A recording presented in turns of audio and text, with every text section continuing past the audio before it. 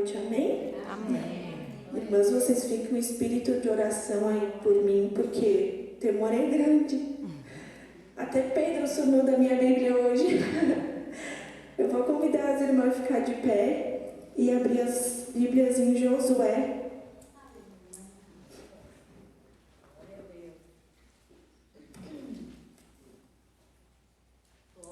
Capítulo 2. Vamos estar lendo alguns versículos do 8 em diante.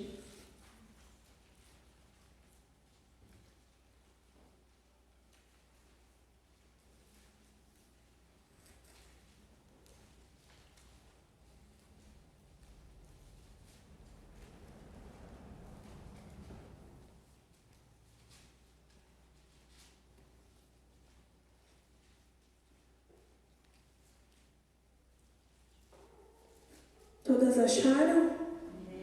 Amém. Vamos então ler. Hoje então fui incumbida para pregar sobre Raabe. A minha última pregação, pastora, 4 anos atrás, foi sobre Raabe e hoje é Raabe de novo.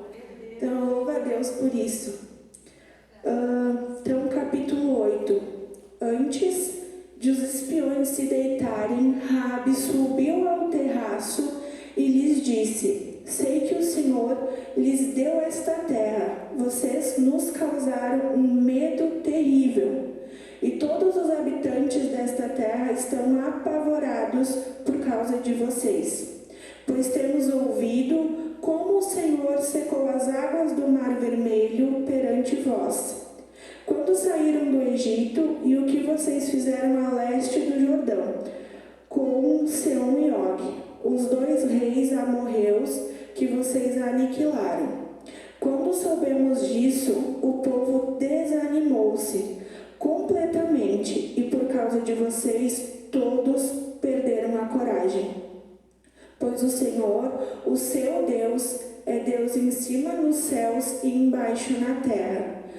Jurem-me pelo Senhor que, assim como eu fui bondosa com vocês, vocês também serão bondosos com a minha família. Deem-me um sinal seguro de que pouparão a vida de meu pai, de minha mãe, de meus irmãos e de minhas irmãs, e de tudo o que lhes pertence. Livra-nos da morte. A nossa vida pela de vocês, os homens lhe garantiram. Se você não contar o que estamos fazendo, nós a trataremos com bondade e fidelidade, quando o Senhor nos der a terra. Então Raabe os ajudou a descer pela janela com uma corda, pois a casa em que morava fazia parte do muro da cidade. Ele lhes disse: vão para aquela montanha para que os perseguidores não os encontrem. Escondam-se lá por 3 dias até que eles voltem. Depois poderão seguir o seu caminho.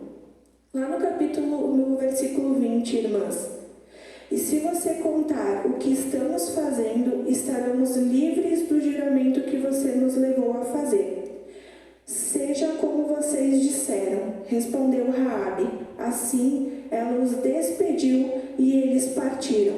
Depois ela amarrou o cordão vermelho na janela. Amém. Então, irmãs, a história de Raabe é bem conhecida, né? Podem sentar. E como nesses versículos que a gente leu, eu pude ver, eu estava de madrugada lavando a minha loucinha e eu disse para Deus: Senhor, me dá a palavra, que não seja eu, mas que seja o Senhor, que não seja a minha boca, mas que seja a sua boca. E Deus me fez pensar que como a gente vai falar daquilo que a gente não passou, a gente não tem experiência para falar daquilo que a gente não viveu, né? Então Deus me fez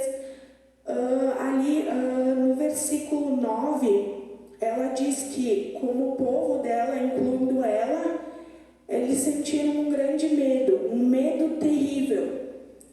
Depois ela fala que o povo, incluindo ela também, ficou desanimados, que perderam toda a coragem diante do que eles estavam ouvindo falar de um Deus que eles só ouviam por palavras que eles só conheciam por boca de alguém, né? Depois, mais lá para baixo, ela pediu um sinal, né, de que eles iriam poupar a vida dela, dos seus familiares, dos seus irmãos e todos os seus pertences, né? Aí depois a história então vai nos contradizer e vai dizer ali então que vai nos mostrar como Raabe se posicionou diante dessa situação. Primeiro ela sentiu medo, depois ela se sentiu totalmente desanimada e desencorajada. Mas aí ela pediu então, né, que dessem um sinal para ela, né, enfim, e depois disso, então Raabe se posicionou. Ela disse então ali no versículo 12 que ela os ajudou, né, a descer pela janela. Ela tomou uma posição diante daquilo que ela estava vivendo. Depois ela diz que ela foi bondosa, né? Ela mesma está dizendo ali que ela foi bondosa e que ela os ajudou. Raabe obedeceu, né? Diante de toda essa situação, ela podia ter simplesmente ter falado quando os homens foram procurar os espiões, né? Ela poderia ter simplesmente dito, não, eles estão na minha casa, ter entregue a vida deles, né? Mas ela confiou, ela obedeceu um Deus que ela só ouvia falar de boca. Ela não tinha experiências com o Deus, né? Então ela estava obediente, ela estava obedecendo ao Deus que ela não tinha, né? Ela não tinha intimidade alguma, ela só ouvia falar do que ele tinha feito, né?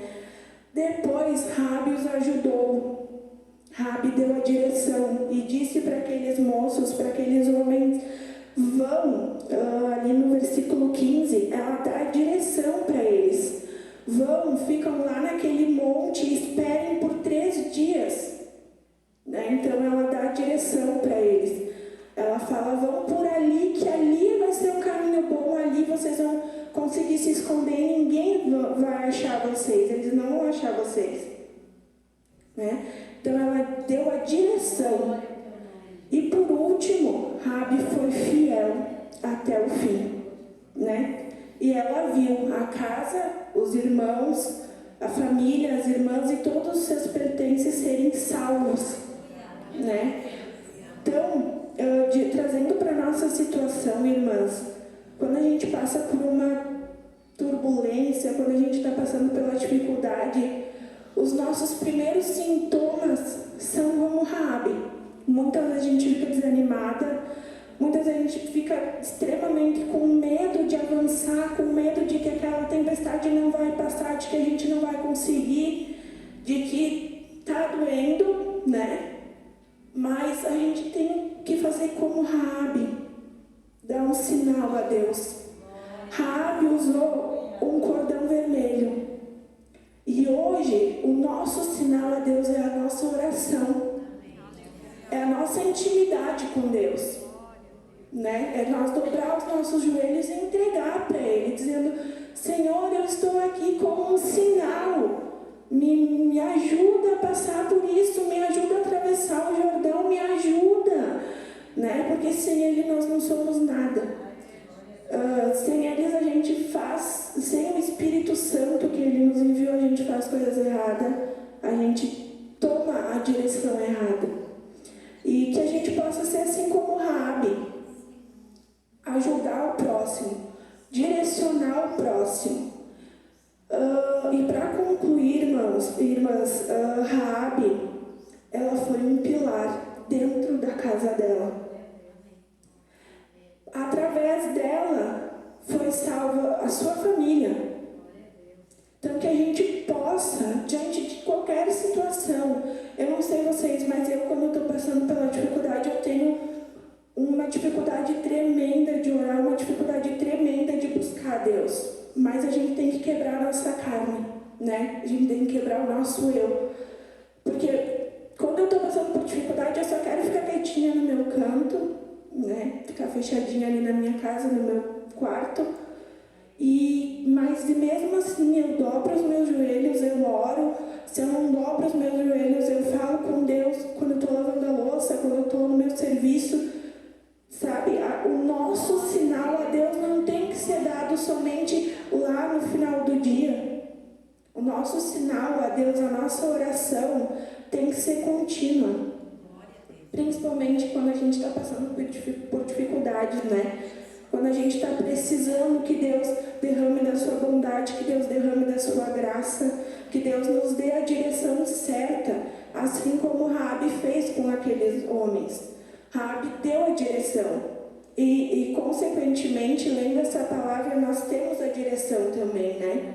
A nossa direção é única, exclusivamente a nossa oração. Porque não tem outra forma de a gente nos posicionar, de a gente dar um sinal a Deus e dizer: Senhor, eu estou aqui, está doendo, eu estou com medo, eu estou desanimada, mas eu vou ajudar, eu vou fazer o meu propósito, eu vou passar por tudo isso e eu vou conseguir ver a vitória ali na frente, sabe? Então, assim, ó, às vezes as nossas lutas, quando a gente dobra os nossos joelhos, a gente ora hoje e quer que Deus resolva tudo amanhã. Mas não é bem assim que funciona, né? Não é bem assim que funciona. A Bíblia diz que o choro dura uma noite e que a alegria vem pela manhã. Mas quantas horas tem essa noite? Quantos dias tem a nossa noite? Quantos meses tem a nossa escuridão? E diante disso, diante da nossa escuridão, diante do nosso medo, da nossa dor, da nossa insegurança, a gente não pode deixar de dar um sinal para Deus. A gente não pode deixar de dizer: eu estou aqui, mesmo que falhando, mesmo que fraca, mas eu estou aqui, sabe?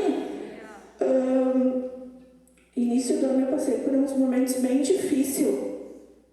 E eu falei para a irmã Adri: eu nunca me senti tão amada, tão filha de Deus.